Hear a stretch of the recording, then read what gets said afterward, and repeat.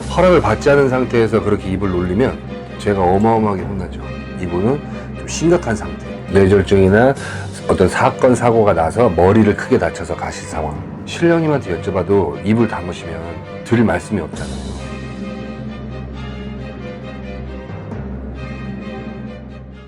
어떻게 뭐 설명을 못 드리겠지만 이런 그렇게 보이는 게 있어요. 근데 그런 분들은 일반인이기 때문에 자기가 그 어떤 상황인지 모르죠. 그리고 저 또한 상담을 의뢰를 해서 대신판에 앉아있지 않은 이상은 절대 얘기를 해줄 수가 없어요. 허락을 받지 않은 상태에서 그렇게 입을 놀리면 제가 어마어마하게 혼나죠.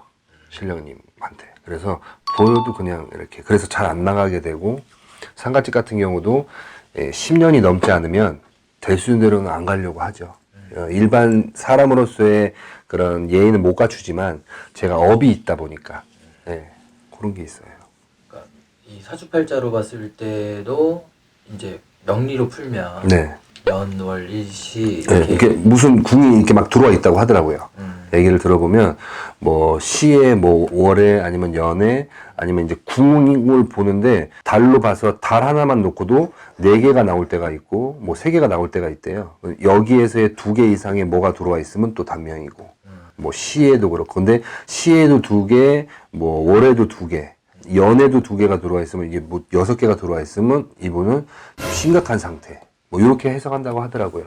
단명에 대해서, 명에 대해서는. 탁기라고 하시잖아요. 네네네. 까만 구 네, 같은 경우 네네. 머리를 하면 뇌졸중. 뇌졸중이나 어떤 사건 사고가 나서 머리를 크게 다쳐서 가실 상황이 보이죠. 가슴에 있으면은 뭐 심장 마비가 됐든 뭐 갈비뼈가 다쳐서 장기를 건드려서 근데 이제 그게 색깔이라든가 모양에 따라서 이제 해석이 좀 달라져요. 제가 봤을 때는. 근데 이제 한 가지 이제 100% 말씀을 드릴 수 있는 거는 제가 봤을 때 그런 탁기가 등 쪽에 머물고 계시는 분들이 있어요. 등. 이거는 조상을 빨리 풀어주거나 해원을 시켜주거나 뭔가를 하면 깨끗이 사라져요.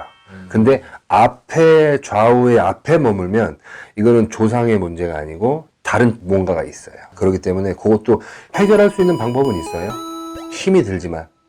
물론 이제 뭐 굿도 종류가 많잖아요. 점사를 통해 신령님의 이제 답변을 통해서 해결 방법을 찾아 나가죠. 근데 찾아오셔야 보여야 해드리지. 그냥 제가 일반인들 속에 있을 때 본 거는 절대 말씀을 못 드리고. 그리고 단명에 대해서 이제 사주팔자에 단명이 들어와 있다. 그러니까 사주팔자 명리학을 굉장히 조금 이렇게 고수이신 분들은 단명이 심각하게 들어오셨다라는 게 이렇게 나오면 무속인 찾아가서 명다리를 올리든 시형 부모를 삼든 뭐를 하든 하라고 얘기를 해주세요. 명리하시는 분들도. 저는 이제 단명이라는 것을 네. 이게 무섭잖아요. 무섭죠. 시청자 입장이 아니라 네. 선생님도 난처하실 것 같아요. 네, 난처할 때도 있고 사실은 명에 관해서는 물어보시는 분들이 있는데 명에 관해서는 신령님한테 여쭤봐도 입을 다무시면 드릴 말씀이 없잖아요. 그래서 그냥 모른다라고 얘기를 할 때가 있어요. 그리고 그거는 이제 쉽게 말해서 뭐 청기누설이라고도 하기도 하고 하는데 명에 관련돼서는 상황이 좀 달라요. 그러니까 재수굿이고 소원이고 뭐 이런 것들은 오른쪽 방향의 일이다라고 하면 아이들과 관련된 그다음에 병과 관련된 명과 관련된 거는 왼쪽 방향의 일이에요. 그리고 이걸 담당하시는 신령님들도 또 다르시고 근데 이쪽은 굉장히 좀 많이 조금 무서워요. 자칫 잘못 가볍게 했다가는 굉장히 크게 혼나죠. 그리고 단명이신 분들은 사실은 부모가 중요해요.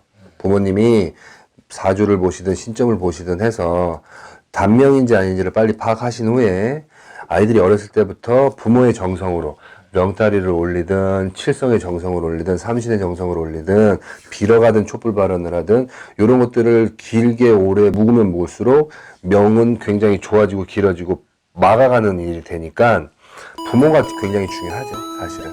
선생님도 난처하신데 네. 듣는 사람도 되게 이제 마음이 좀 그렇죠. 그때 좀 어떻게 시청자들이 이제 점사 손님들이 네. 어떻게 대처를 해야 할까? 대처를 하려고 하시지 않으면 돼요. 그냥 나 단명이래 아니면 뭐 단명 사주래 이런 얘기를 들으셔가지고 불안하시잖아요. 그러면 이 제자님 집을 찾아오기가 힘드시면 그냥 뭐 어디 다른 데 가셔가지고 촛불 발효도 하시고, 등산 같은 거 가시면 절들 많잖아요.